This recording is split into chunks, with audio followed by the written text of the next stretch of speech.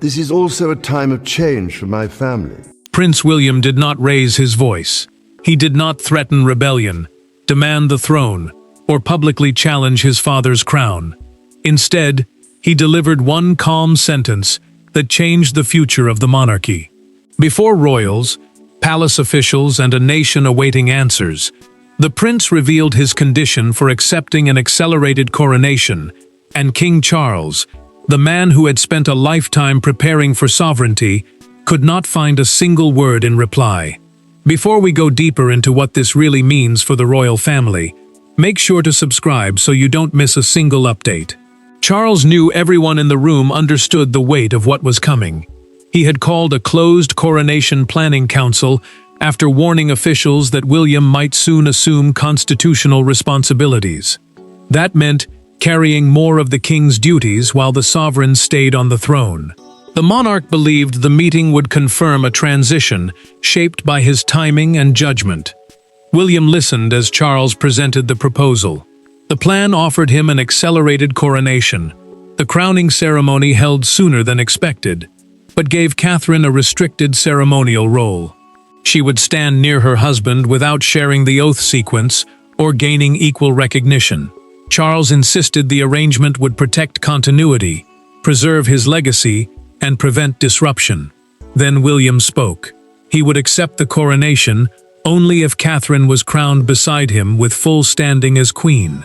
He would not begin his reign by diminishing the woman who had carried their family through illness and pressure. The prince looked at his father.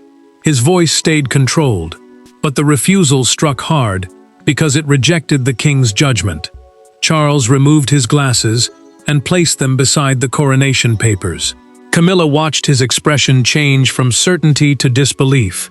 She looked toward William, then back at the monarch, waiting for an answer. None came. William had arrived prepared. Through a documented review before the council, he revealed that Catherine, Princess Anne, and constitutional advisors had already examined the proposal. Anne recorded her objections, while Catherine confirmed she would accept no role designed to weaken the partnership defining the next reign. Minutes later, William's declaration reached senior broadcasters through a palace briefing. The story was no longer about a gradual transfer of duty.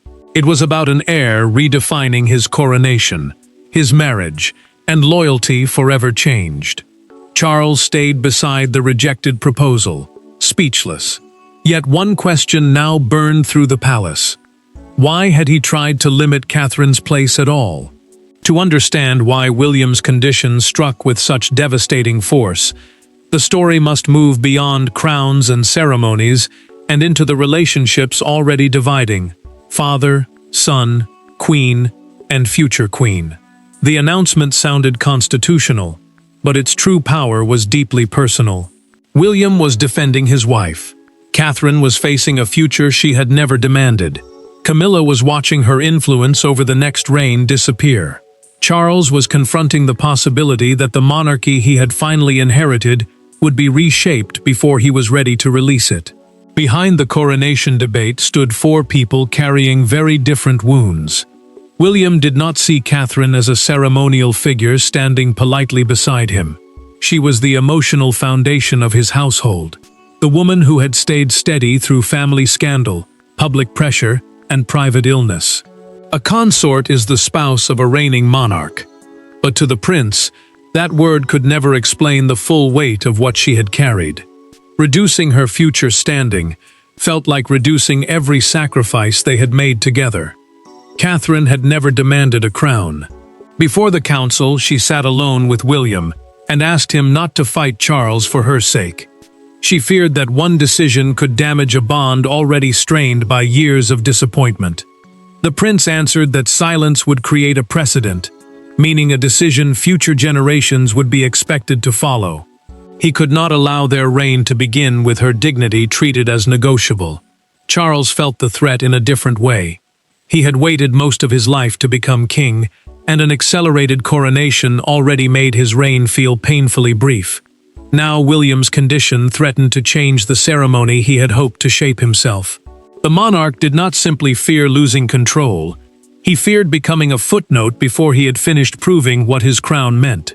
Camilla understood the comparison immediately. Catherine's full recognition would be praised as loyalty, strength, and partnership, while her own path had always carried controversy. When an aide told the Queen that broadcasters were calling William's words a declaration of devotion, she closed the briefing folder and ordered the room cleared. She remained alone, but the silence did not protect her from what the nation was already thinking. Anne had quietly strengthened William's position through a documented private account shared with constitutional advisors. She believed the monarchy could not survive another reign filled with uncertainty around the sovereign's wife. Catherine, meanwhile, had already asked her private secretary to prepare for cancelled engagements, hostile briefings, and accusations that she wanted power. Her real fear was not the crown. It was watching William lose his father because he chose to defend her. Then, Catherine met Charles outside the private audience chamber, the room where the sovereign holds confidential meetings. He stopped and looked at her with visible hurt. "You knew," he said. She answered softly that William had made the decision himself. Charles walked away unconvinced. Yet this bitterness had not begun inside the council. It had started months earlier, during a ceremony where Catherine was publicly pushed aside, and William never forgot who had ordered it. That humiliation would become the hidden spark behind his rebellion, turning a family disagreement into a confrontation over dignity, loyalty, and the future identity of the crown. Every royal rupture has a moment that appears insignificant, until history looks back and recognizes it as the beginning. For William, that moment came during a private coronation anniversary service at St. George's Chapel. Catherine arrived expecting to stand beside her husband. Instead, an altered order of precedence placed her behind Camilla and away from the direct line of succession. The movement lasted only seconds, but the humiliation it created would return months later with extraordinary force.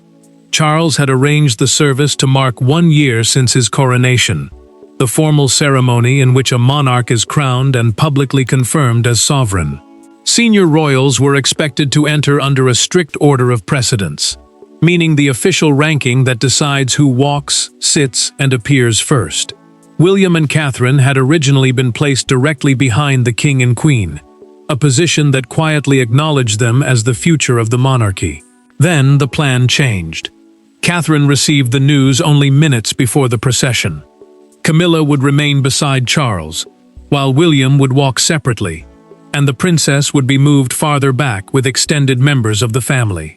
She did not argue. She did not ask for an explanation. Yet the prince immediately understood what the change implied. His wife could be reduced whenever her growing importance made someone uncomfortable. William watched a courtier lift Catherine's place card from the front ceremonial row and carry it toward a secondary seat. He stepped forward and asked who had authorized the move. The official hesitated before answering in a low voice. The king approved the queen's request. Catherine reached for her husband before he could respond. She told him not to disrupt the service and walked toward the reassigned position with calm dignity. But William saw her hands tighten around her gloves. Her silence wounded him more deeply than anger could have, because it showed how often she had learned to absorb pain for the sake of royal unity. Charles faced his son later, inside a private Windsor chamber. William asked why Catherine had been publicly diminished. The king dismissed the matter as a temporary protocol adjustment and insisted no insult had been intended. That answer changed everything. The prince realized his father understood the rule, but not the wound it had created. Camilla's concern emerged through a recorded conversation later reviewed by Anne. The queen had warned that placing Catherine too prominently might create the appearance of a competing court, meaning a rival center of influence around another royal household. She believed she was protecting Charles. Instead, she convinced William that his wife's future could never depend upon another person's fear. William made his decision that evening. He told Catherine that no ceremony under his authority would ever place her behind anyone trying to weaken her. She asked him not to make promises in anger. "It is not anger," he replied. "It is clarity." Anne carried that truth back into the present through a private, documented account. She told Charles that William's coronation condition had begun with one moved place card. The king's expression hardened, as he understood that his smallest approval had returned as a direct challenge to his authority. Armed with that truth, Charles summoned William for a private confrontation, one in which no ceremony, title, or courtier would soften what finally had to be said. The palace expected negotiation. What followed was a reckoning.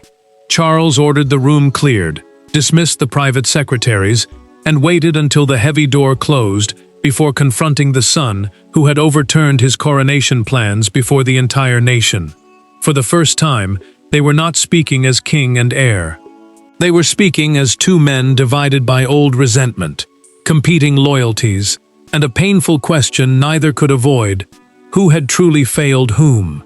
Charles had chosen the 1844 room because it was normally used for important royal meetings and formal audiences. Yet he did not sit behind the desk. The king stood beside the fireplace, making it clear that this was not simply a matter of procedure.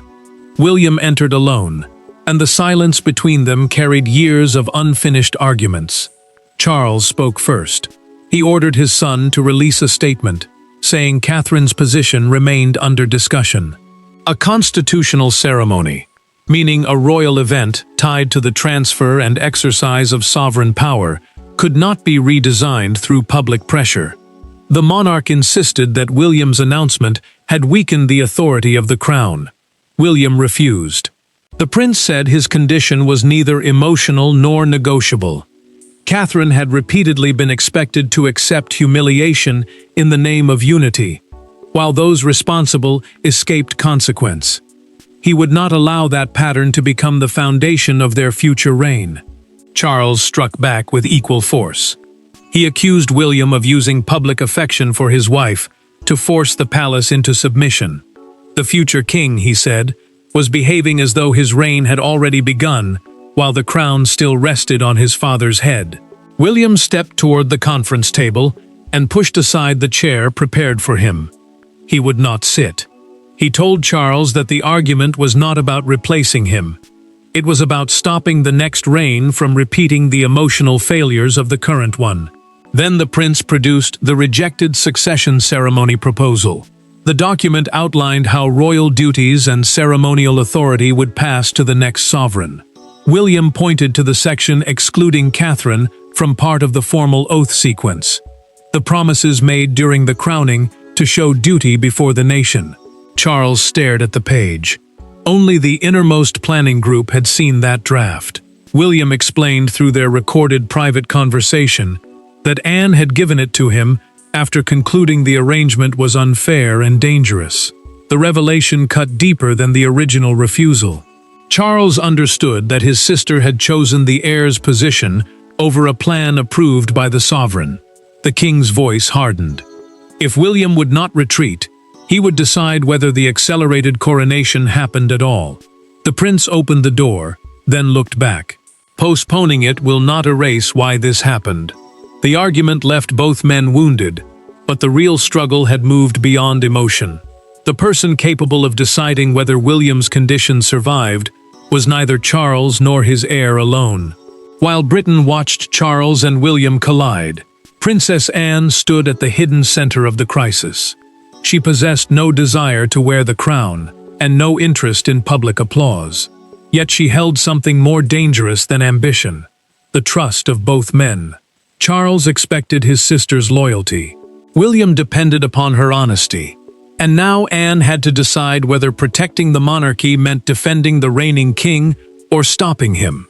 Anne had been overseeing the practical transition of duties because Charles trusted her discipline and William trusted her independence.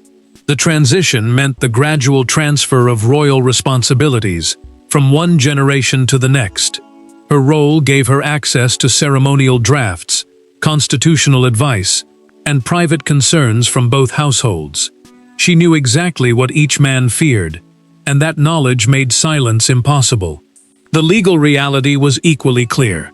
Charles could delay an accelerated coronation, but he could not permanently control the identity of William's future reign.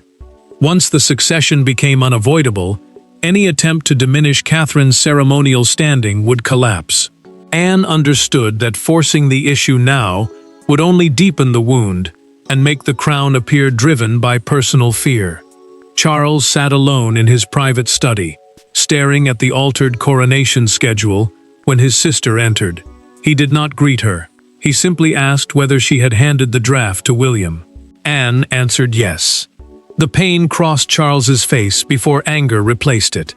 He accused her of betrayal, reminding her that she had defended him through decades of scrutiny and family turmoil. The princess held his gaze and replied that loyalty did not require silence when a decision threatened the monarchy. Her voice remained calm, but she looked away for one brief second. The accusation had struck deeper than she wanted him to know. Anne placed the red box between them. It was a ceremonial briefing case, used to carry confidential royal papers. She told Charles she would not take it back until he read the revised proposal inside. The gesture was quiet, but the meaning was unmistakable. She would not help enforce an arrangement she believed was unjust. Then Anne revealed the scale of the resistance through a documented account prepared for the Transition Council. Edward, senior household advisors, and the Constitutional Planning Secretary all supported William's condition. The prince had not seized control alone. The king's plan had lost support because it appeared shaped by private tension rather than genuine institutional need. Anne also confirmed that the restricted consort proposal began after Camilla warned Charles that Catherine's popularity might overshadow the final years of his reign. The princess did not call the queen cruel. She said something more damaging. Fear had been allowed to shape royal policy. Charles heard enough. Humiliated by the collapse of support, he ordered the accelerated coronation announcement suspended. By evening, palace staff began receiving cancellations. And before William could prepare her, the fallout reached Catherine. The king's attempt to regain control did not contain the crisis. It released it, forcing every royal household to face the cost of choosing a side. By sunset, the coronation offices had stopped answering routine calls. Rehearsal schedules disappeared. Tailoring appointments were cancelled. Senior aides were ordered not to discuss the future ceremony, even privately. Charles believed suspension would restore discipline. Instead, it exposed how deeply the monarchy had already divided. Behind every closed door, someone was choosing between the king who still reigned and the heir who had publicly defended his wife, and the first person forced to absorb the consequences was Catherine herself. Charles froze every part of the accelerated coronation. Invitations, security arrangements, ceremonial rehearsals, and broadcast plans were placed on indefinite hold. The ceremony would have marked William's formal crowning as sovereign, so stopping it sent a message far beyond palace walls. The king's office insisted that no final decision had been made, but the silence felt like punishment. William's team refused to withdraw his condition. Charles's household demanded one approved message from every royal office. Staff who had once moved freely between father and son were suddenly ordered to report through separate chains of command. The split was no longer emotional alone. It had entered the daily machinery of the monarchy. Catherine felt the cost first. She was attending a fitting for a ceremonial gown when an aide entered and quietly announced that Buckingham Palace had terminated the appointment. The princess remained still as the unfinished fabric was removed from her shoulders. She thanked the seamstress, waited until the room cleared, and then lowered her head. William found her moments later. Catherine told him that his relationship with Charles might now be permanently damaged because of her. The prince knelt beside her chair and took her hands. He said the crisis had not begun because she asked for power. It began because others mistook her restraint for permission to diminish her. Camilla faced a different kind of silence at Clarence House. The Queen learned that Anne and Edward would not attend a private dinner arranged to display family unity. She removed 2 untouched place settings herself and told the staff to cancel the meal. The queen consort had wanted to prove the family still stood together. Instead, the empty table confirmed how isolated she had become. Charles soon discovered that suspension had backfired. Broadcasters framed the cancellation as proof that he had rejected equal recognition for Catherine. Public sympathy moved sharply toward William, making any forced retreat more damaging than the original announcement. Anne then contacted the prince through a recorded private call. She told him that Charles had written a single-page letter after their confrontation, but had not sent it. The message contained no apology and no command. It asked William to meet him away from the palace, without staff, papers, or titles. William read the letter twice. Catherine looked at him and said, defending her should not require losing his father. The prince agreed to go.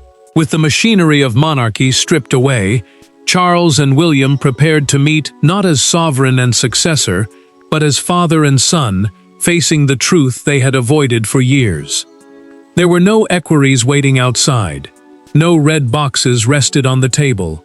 No private secretary recorded what was said. Charles chose a small sitting room at Highgrove, far from the ceremonial weight of Buckingham Palace, and William arrived alone. For one night, the crown was absent from the conversation, even though it had caused every wound between them. What followed was not a negotiation over titles. It was a father admitting fear, and a son finally explaining why silence was no longer possible. Charles asked William to enter through the private garden door after dark. An equerry is a royal aide who helps organize a senior royal's daily duties, but none had been invited. Without advisors, neither man could hide behind prepared language. Every word would belong to them alone. The king spoke first. Charles admitted that the accelerated transition made his reign feel like an interruption between Elizabeth and William. He had waited a lifetime to serve, yet the public already seemed emotionally invested in the next chapter. Catherine's rising popularity deepened that fear, because her strength appeared to promise a future Britain was ready to embrace. William listened without interrupting. Then the prince told his father that he had never wanted the crown early. He wanted reassurance that Catherine would not be punished because the nation trusted her, or because her calm reminded people of painful royal history. She had carried pressure without complaint. Her loyalty should not become the reason others tried to reduce her. Charles finally acknowledged the place card at St. George's Chapel. The king admitted approving the change after Camilla asked for reassurance. He had treated it as a harmless compromise, but he had seen Catherine's humiliation and chosen not to correct it. Saying the words aloud stripped away every excuse. The silence grew heavier. Charles reached for an old family photograph showing William as a child beside him. He confessed that he had spent years fearing history would remember him only for the ways he failed his sons. The prince looked at the image, then back at his father. "History can still remember what you choose next," William said. The king then revealed the true reason behind Catherine's restricted role through their private recorded account of the meeting. He had wanted to reassure Camilla that the transition would not erase her place. William answered that protecting one woman's dignity could never require taking dignity from another. Charles understood. After a long pause, the monarch agreed that Catherine would be crowned beside William with full ceremonial recognition. He would personally authorize a revised declaration, meaning an official public statement of the new decision, and accept responsibility for the confusion. The private rupture had begun to heal, but one final test remained. At dawn, father and son left Highgrove with an agreement. Yet the monarchy's judgment would not be decided in that room. It would be decided when the palace doors opened and the nation heard Charles speak. The statement arrived at 9 o'clock in the morning, but Britain had already begun gathering around the story. Camera crews lined the barriers outside Buckingham Palace. Crowds appeared at Windsor carrying photographs of William and Catherine. Newspaper presses had run through the night. Then the palace released Charles's decision. The accelerated coronation would proceed, and Catherine would stand beside her husband with full ceremonial recognition.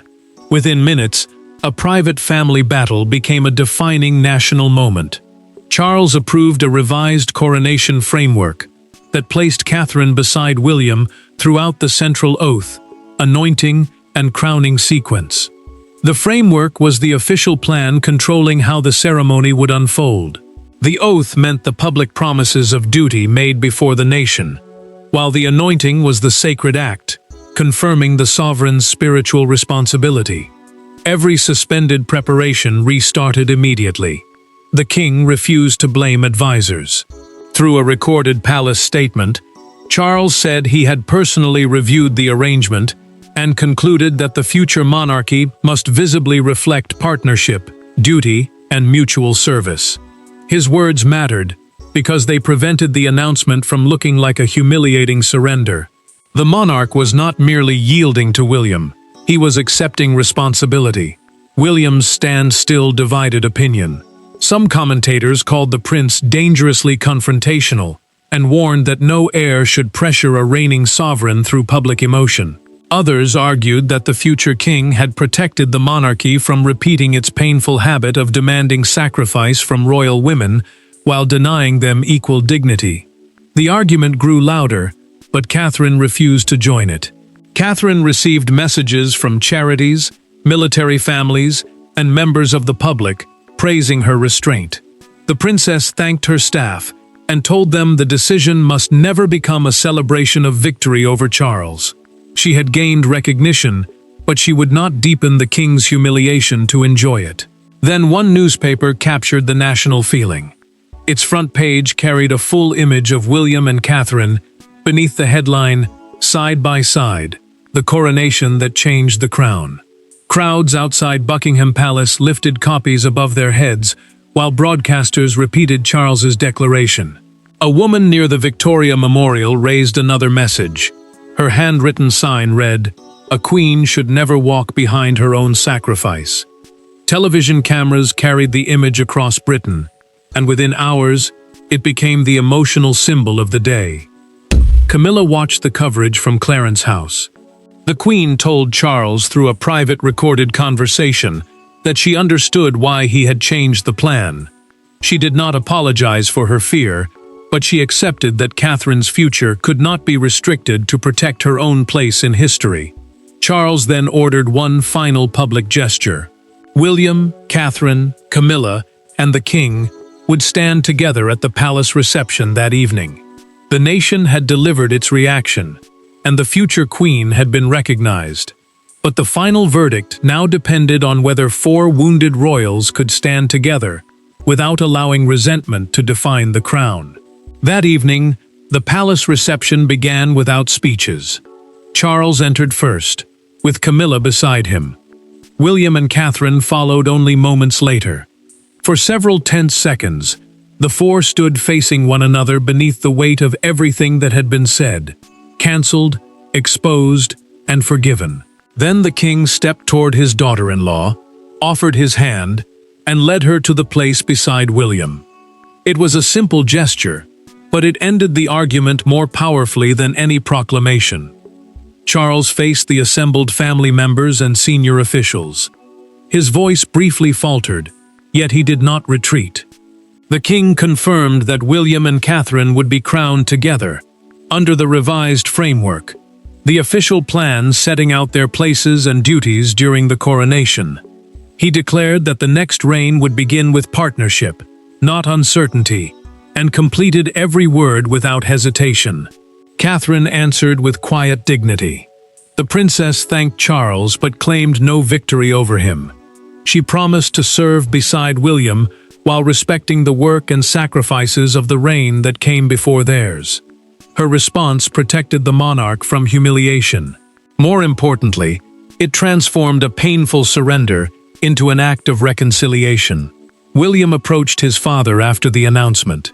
The prince quietly said he had never wanted to take the crown, the ceremony, or the king's legacy away from him. Charles replied that his son had forced him to understand the difference between preserving personal authority and preserving the monarchy itself. Their handshake did not erase years of hurt, but it ended the battle that had threatened to define them. Camilla then faced the fear she had carried throughout the crisis. The Queen stepped aside and invited Catherine to lead the family into the reception beside William. She did not pretend their tension had vanished, yet her gesture finally ended the effort to restrict the future Queen's ceremonial standing. Anne watched her brother and nephew stand together. Princess Anne closed the revised coronation file, secured it inside the ceremonial case used to protect confidential royal papers, and spoke with calm certainty. Now it reflects the family that must carry it. William's bombshell had never been a seizure of power. The future king had not acted to accelerate Charles's departure or humiliate the sovereign. He had refused to inherit a crown built upon the silent sacrifice of the woman standing beside him. The monarchy changed in that moment. Catherine would no longer be treated as an ornament, a rival, or a carefully controlled consort. She would be recognized as William's full partner in duty. Charles remained king, but his willingness to change strengthened his legacy instead of ending it. William stunned the nation because he placed loyalty before convenience. Charles was left speechless because his son confronted a truth the palace had avoided. The monarchy could not demand devotion from its women while denying them dignity. The coronation bombshell began as a challenge between father and son, but it ended as a declaration of what the modern monarchy had chosen to become: not a throne defended by fear, but a partnership strengthened by respect. Thanks for watching. Please don't forget to like and subscribe, and we will see you in next one.